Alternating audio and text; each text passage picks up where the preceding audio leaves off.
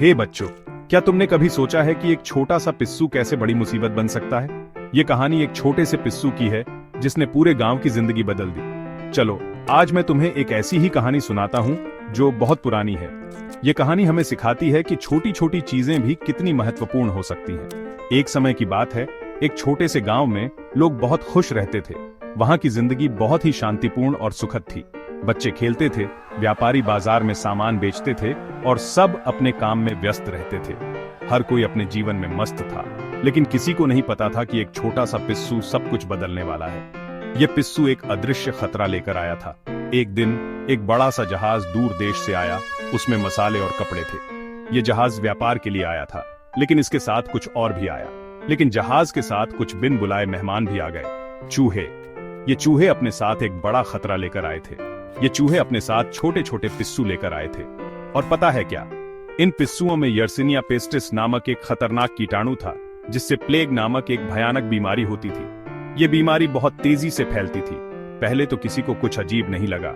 गांव के लोग अपनी रोजमर्रा की जिंदगी में व्यस्त थे, लेकिन जल्द ही गांव के लोग बीमार पड़ने लगे। यह बीमारी धीरे धीरे फैलने लगी और लोगों को अपनी चपेट में लेने लगी। उन्हें तेज बुखार आने लगा और उनके शरीर पर काले धब्बे दिखाई देने लगे। यह बहुत ही डरावना था। एक ग्रामीण ने कहा, मेरा गला दर्द कर रहा है और यह सूजन बढ़ती जा रही है। यह बीमारी बहुत ही खतरनाक थी। गांव वाले परेशान और डरे हुए थे।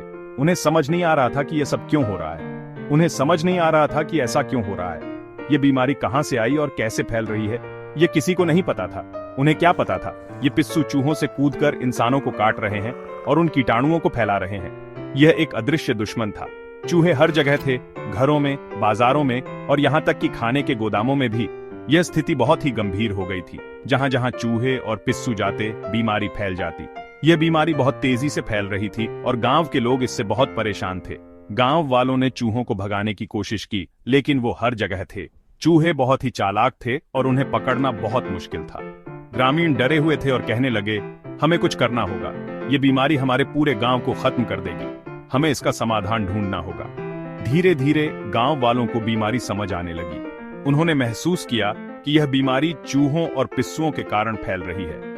उन्होंने अपने घरों को साफ करना, चूहों को भगाना और पानी उबालकर पीना शुरू कर दिया। यह एक बहुत ही महत्वपूर्ण कदम था। एक बुजुर्ग ने सलाह दी, अगर हम अपने घरों को साफ रखें और चूहों को भगाएं तो शायद हम इस बीमारी को रोक सकें। और पता है क्या?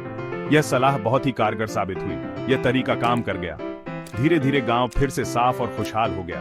बच्चे खेलने लगे और लोग स्वस्थ हो गए। यह एक बड़ी जीत थी। तो बच्चों, आज हमारे पास डॉक्टर, दवाइयाँ और अच्छी आदतें हैं जो हमें सुरक्षित रखती हैं। हमें इनका पालन करना चाहिए।